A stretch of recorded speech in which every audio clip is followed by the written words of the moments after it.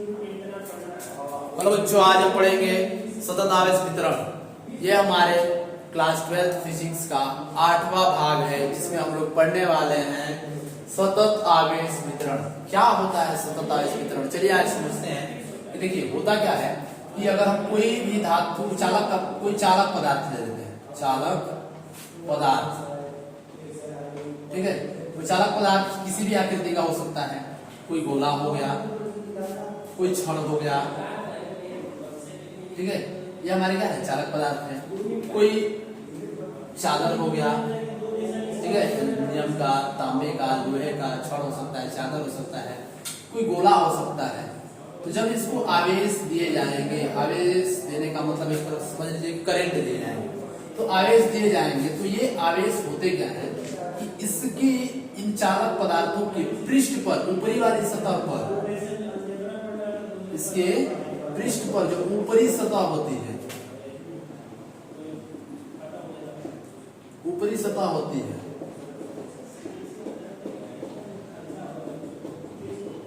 ठीक है। ये हमने क्यू गुलाम का आवेश दिया, तो ये आवेश इनके ऊपरी सतह पर एक समान रूप से फैल जाती है, और इसी घटना को हम लोग बोलते हैं सतत आवेश वितरण।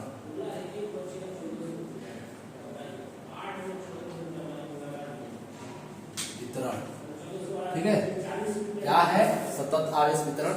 जैसे हमने मार्कर ले लिया ये, तो मार्कर मान लीजिए एक धातु का ये पदार्थ है।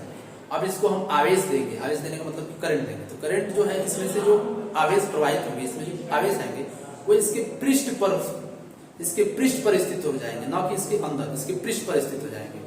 तो इसी घटना को हम लोग बोलते हैं सतत आवेश वितरण। किसी भी चालक पदार्थ को अगर हम आवेश देते हैं, गुलाम का वो आवेश उस चालक पदार्थ के संपूर्ण पृष्ठ पर एक समान रूप से फैल जाता है। इसी घटना को बोलते हैं सतत आवेश वितरण। चलिए इसकी परिभाषा देख लेते हैं। परिभाषा क्या होगा कि जब किसी चालक को आवेश दिया जाता है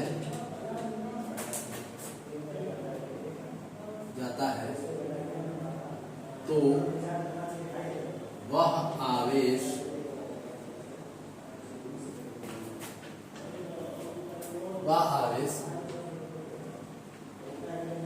चालक के पृष्ठ पर, या कह सकते हैं सतह पर, पृष्ठ पर एक समान रूप से फैल जाता है,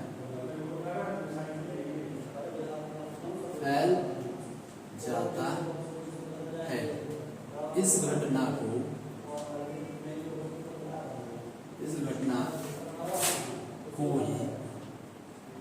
घटना को ही सतत आवेश वितरण कहते हैं।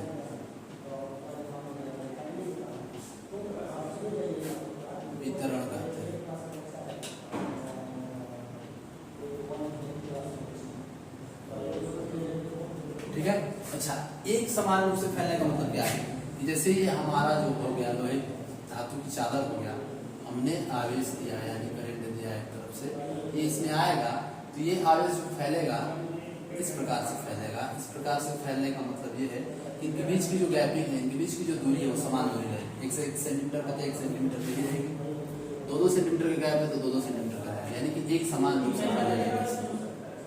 इनके बीच की दूरियां समान होगी, उसी को बोलते हैं एक समान रूप से फैल जाता है। जब किसी चालक पदार्थ को आवेश दिया जाता है तो वह आवेश चालक के पृष्ठ पर एक समान रूप से फैल जाता है।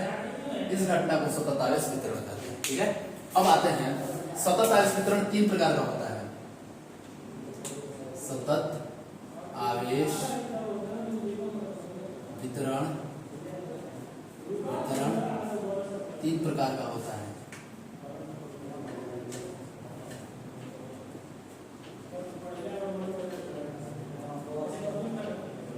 ठीक है, कौन कौन सा? पहला होता है हमारा रेखीय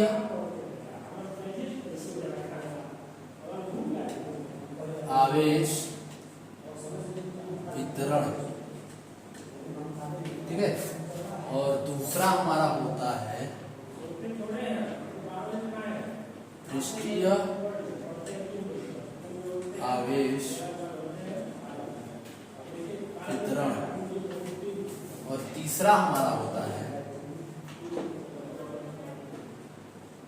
आयतन आवेश वितरण, ठीक है। हम जानेंगे ये रेखीय, पृष्ठीय और आयतन आवेश वितरण क्या है। देखिए वस्तुएं जो होती हैं हमारी तीन प्रकार की होती हैं। अगर इस प्रकार की वस्तु है, ठीक है, ऐसे हमने एक छड़ ले ली, कोई चालक पदार्थ ले लिया छड़ के रूप में, यानी कि जिसकी लंबाई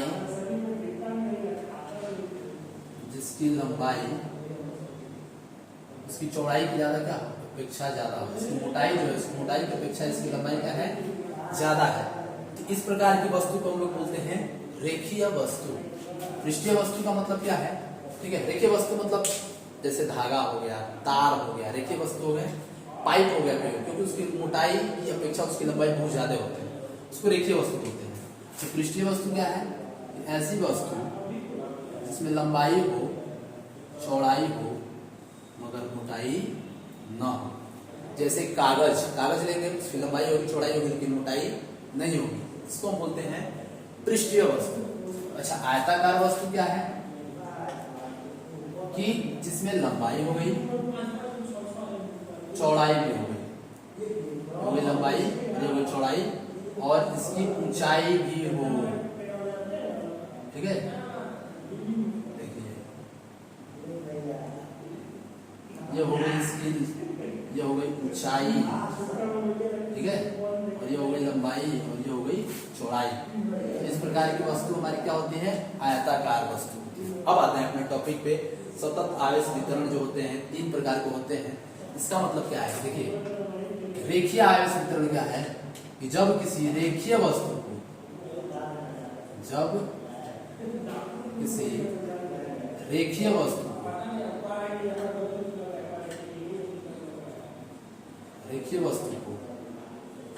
आवेश दिया जाता है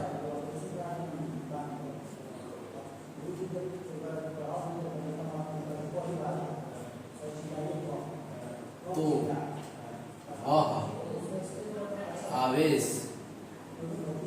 वस्तु के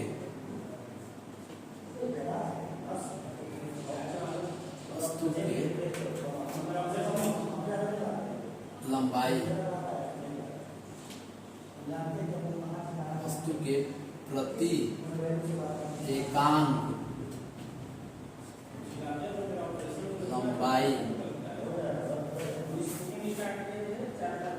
ठीक है, या कह सकते हैं प्रति एकक लंबाई में एक समान रूप से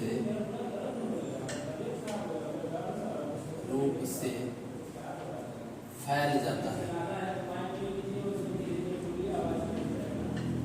इस घटना को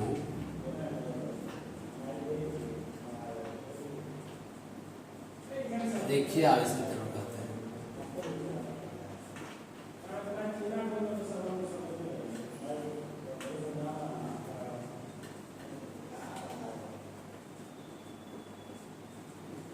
ठीक है, मैंने क्या बोला कि जब किसी रेखीय वस्तु को आवेश दिया जाता है तो वह आवेश वस्तु के प्रति एकांक लंबाई में एक समान रूप से फैल जाता है। इस घटना को रेखीय आवेश वितरण कहते हैं। यानी कि अगर कोई रेखीय वस्तु है, उसको आवेश देते हैं और उस वस्तु पर वह आवेश एक समान रूप से फैल जाता है, इसी घटना को हम लोग बोलते हैं रेखीय आवेश वितरण। ठीक उसी तरह से पृष्ठीय आवेश वितरण हमारा होता है कि जब किसी पृष्ठीय वस्तु को हमने इसको आवेश दिया था तो वह इस पे एक समान रूप से फैल गया। ठीक है, उसी तरह जब पृष्ठीय वस्तु को जब हम आवेश देते हैं तो ये आवेश इस पर एक समान रूप से फैल जाएगा, इसके पृष्ठ पर एक समान रूप से फैल जाएगा।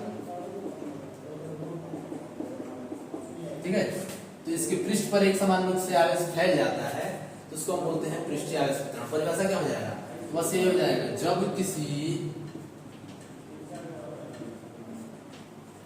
पृष्ठीय वस्तु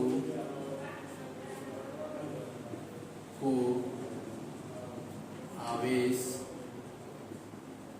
दिया जाता है तो वह आवेश वस्तु के पृष्ठ पर एक समान रूप से फैल जाता है।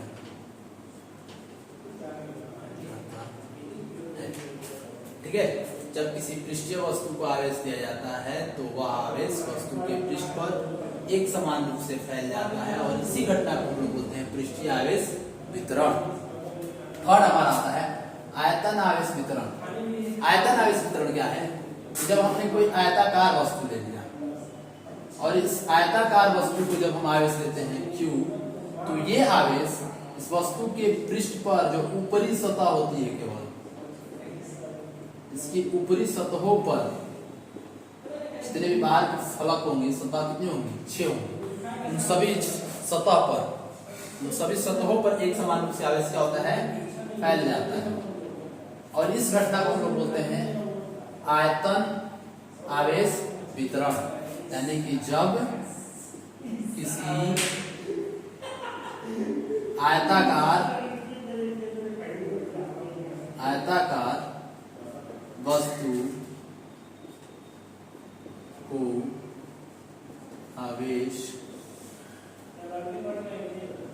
दिया जाता है तो वह आवेश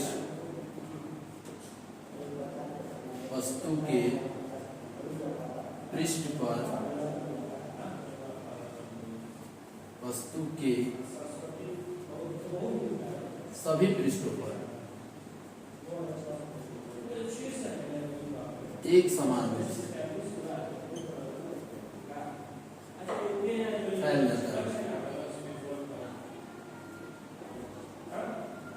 ठीक है, जब किसी आयताकार वस्तु को आवेश दिया जाता है तो वह आवेश वस्तु के सभी पृष्ठों पर एक समान रूप से फैल जाता है और इस घटना को बोलते हैं आयतन आवेश वितरण।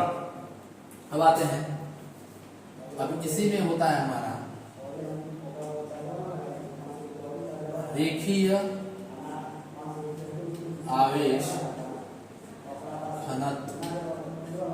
ठीक है, रेखीय आवेश घनत्व क्या होता है? देखिए, हमने इस तार को जो आवेश दिया है तो इसकी प्रति एकांक लंबाई में, मतलब कि 1 मीटर में या लंबाई जो है इसकी 10 सेंटीमीटर इसकी लंबाई है, समझने के लिए 10 सेंटीमीटर लंबाई है, इसकी 1 सेंटीमीटर में कितना आवेश उपस्थित है, उसी मात्रा को हम लोग बोलते हैं रेखीय आवेश घनत्व।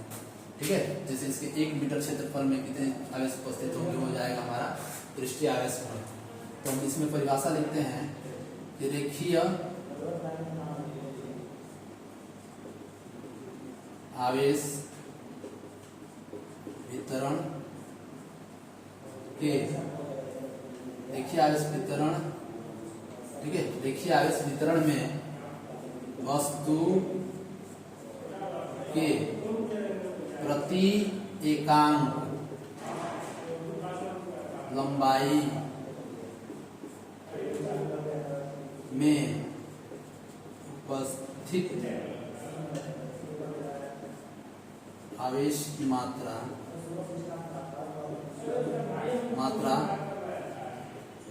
को उस वस्तु का रेखीय आवेश घनत्व कहते हैं।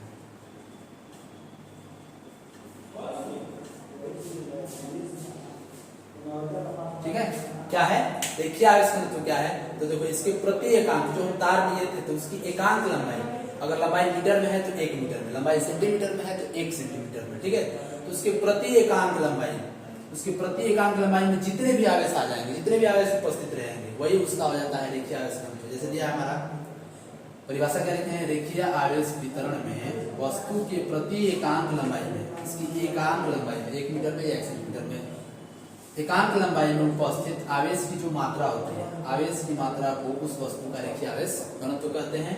इसको प्रदर्शित करते हैं हम लेम्डा से।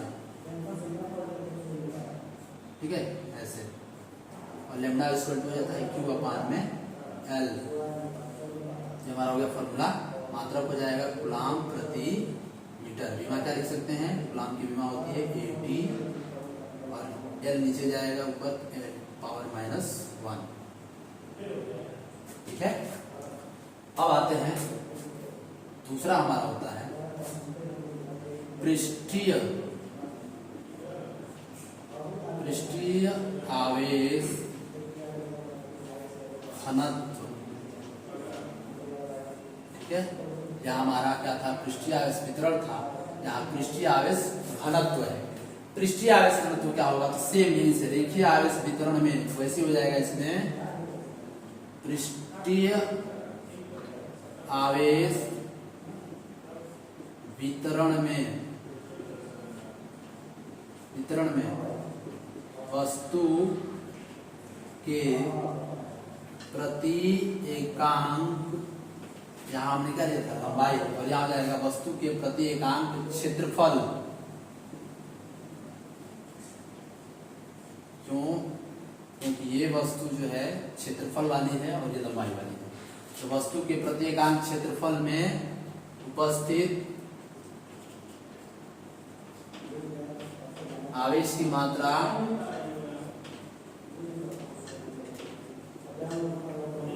मात्रा क्या कहलाती है, हमारी पृष्ठीय आवेश घनत्व कहलाती है।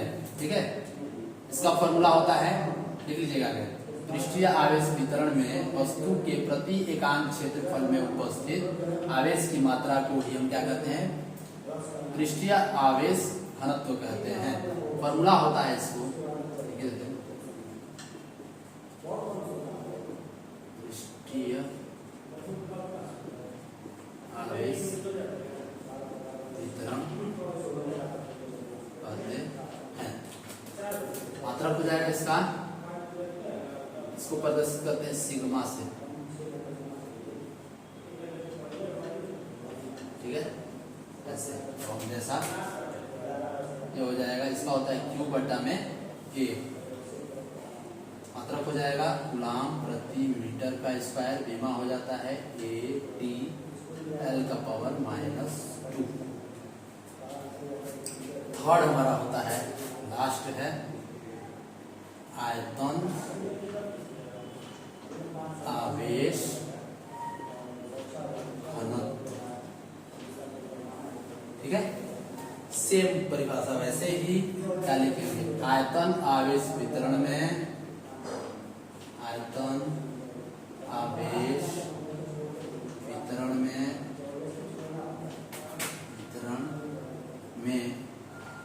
वस्तु के एकांक आयतन में उपस्थित